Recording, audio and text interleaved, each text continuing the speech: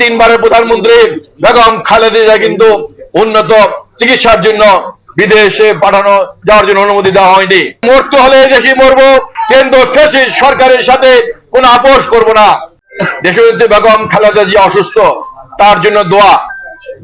আপনারা জানেন কত ফ্যাসিস্ট সরকার ক্ষমতা আসার পরে জিয়া পরিবারকে ধ্বংস করার জন্য চেষ্টা করেছিল। এই কারণে একে একে বেগম খালেদা জিয়ার বিরুদ্ধে মিথ্যা মামলা দিয়েছে।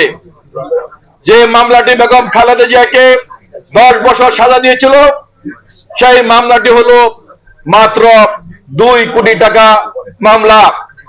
চুরি করেছে, এটা পাগলেও বিশ্বাস করে না।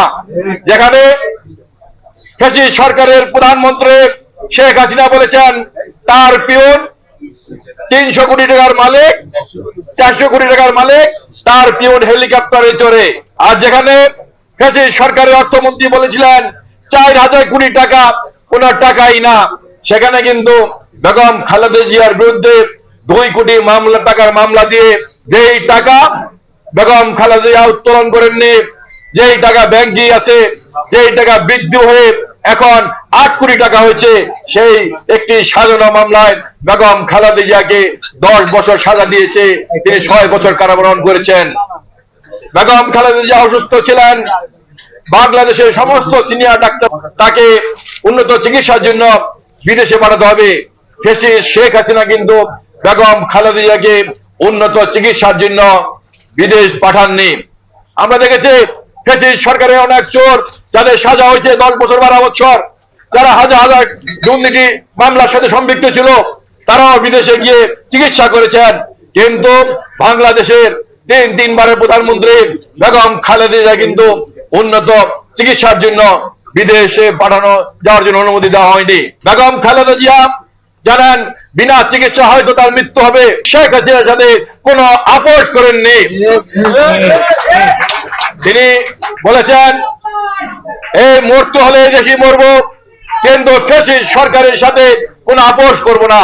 প্রিয় সাথী বন্ধুরা, আল্লাহর রহমতে আমরা তারেক রহমানের নেতৃত্বে দীর্ঘ 16 বছর আন্দোলন সংগ্রাম করে আমরা এই ফ্যাসিস্ট সরকারের পতন নিশ্চিত করেছিলাম। বেগম খালেদা জিয়া ফ্যাসিস্ট সরকারের পতনের পরে বিদেশে গিয়ে চিকিৎসা করে আজকে মোটামুটি সুস্থ আছেন। আমরা সবাই তার সুস্থতার জন্য দোয়া করি, আল্লাহ পাক যেন তাকে সুস্থ রাখেন, দীর্ঘায়ু করেন।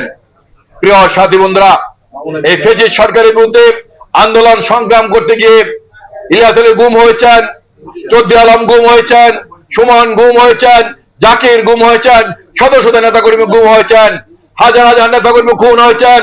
বেগম খালেদা জিয়া মিথ্যা মামলায় কারাবরণ করেছেন। আমাদের নেতা তারেক রহমান মিথ্যা মামলা নিয়ে আজকে বিদেশে অবস্থান করছেন। আজকে তারেক রহমানের বিরুদ্ধে তারপরও একে একে মিথ্যা মামলা দিয়েছেন, তিনি অবস্থান করছেন বিদেশে। তারপরে ফ্যাসিস্ট সরকার তারেক রহমানের বিরুদ্ধে একে একে মিথ্যা মামলা দিয়ে সেই মামলা সাজা দিয়েছেন। সেই সবগুলো মামলা হলো সাধারণ নাটক। কেন করছেন? ফ্যাসিস্ট সরকার তারেক রহমানকে ভয় পাচ্ছে। আন্তর্জাতিক চক্রান্ত থেকে তারেক রহমানকে ভয় পায়। তারা জানেন তারেক রহমান হলো বাংলাদেশের জাতীয়তাবাদী শক্তির নেতা, জাতীয়তাবাদী শক্তির প্রতীক। তিনি সারা বাংলাদেশের বিএনপির শিকড়কে, জাতীয়তাবাদী শক্তির শিকড়কে তিনি রোপণ করে যাচ্ছেন। এই কারণেই তারা তারেক রহমানকে শেষ করার জন্য চেষ্টা করেছেন।